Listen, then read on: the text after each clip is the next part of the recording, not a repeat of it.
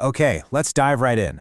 We're going to talk about how AI tools, specifically a tool like Claude, are totally changing the game for college students. And this isn't about fighting shortcuts, okay? It's about building a genuinely smarter, more effective way to learn. This quote, man, this is the core of the problem, isn't it? It just perfectly captures that feeling every single student has had, where you know all the information is in the textbook, but you don't truly, deeply get it. Oh man, we've all been there. It's late at night, you're staring at the same paragraph for the third time, and you still couldn't explain it to save your life. You look at your notes, and they're full of terms you copied down, but the actual meaning is just kind of fuzzy. This is exactly where academic potential just gets stuck. So, okay, how do we fix that? How do we bridge that understanding gap? Well, this is where a tool like Claude comes in. I want you to think of it as a whole new kind of resource, one that completely changes let's call it the economics of learning. It just makes getting help accessible in a way it never has been before.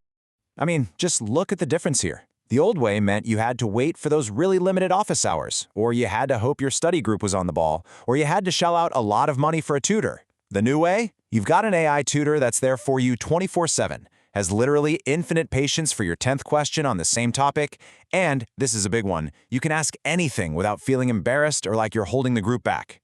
All right, so let's get practical. Let's start with the first, most basic thing you can do. Just getting unstuck. We're talking about taking those moments in a lecture where you get totally lost and turning them into real moments of clarity. This is the foundation for everything else we're going to talk about. This is so important. It all comes down to how you ask. A vague prompt like "explain photosynthesis" is just going to get you a generic textbook answer. But look at the specific prompt. It's honest. You're telling Claude exactly what you already know, and more importantly, the precise point where you got lost. That lets the AI start right at your point of confusion and build you a bridge from there. And this back and forth, this is the real magic right here. You know, a lecture has to move on whether you get it or not. But with a tool like this, you can just stop and dig in. If the first explanation uses a new word that confuses you, you can ask about that word. This cycle of question, answer, follow-up, and refinement is exactly how real, deep understanding gets built. It's like having the perfect one-on-one tutor. Okay, this is a seriously cool technique, especially for really abstract ideas. If you're a huge sports fan, ask Claude to explain market dynamics using sports analogies. If you know about plumbing, ask for an analogy about fluid pressure to help you understand electrical circuits. What you're doing is building a bridge from something you already know really well to the new thing you need to learn. It makes it stick in your brain so much better. All right, now let's talk about prepping for exams. What do most of us do? We just reread our notes over and over, right? Well, it turns out that science shows that's one of the least effective ways to study. The real key is to switch from that passive review to something called active recall. Active recall is pretty much what it sounds like.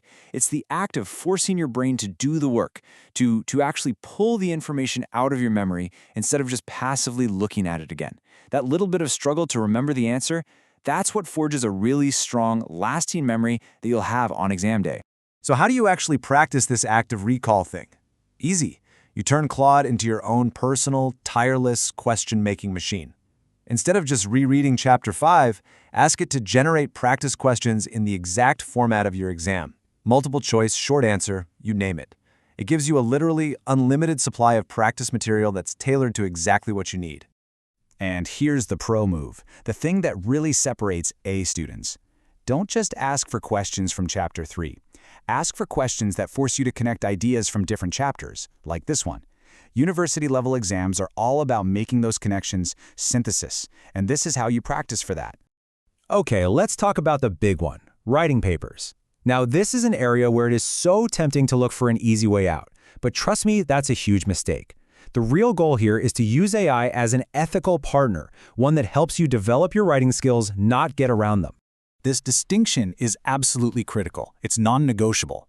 You are the thinker. You are the author. It has to be your ideas, your argument, your words. Claude's role? To be your advisor, your sparring partner, helping with the structure, and giving you feedback when you're revising. So here's how that partnership actually works in practice. First, you do the hard work of thinking and coming up with the core argument. Then, you can ask Claude to help you organize those ideas into a strong, logical structure.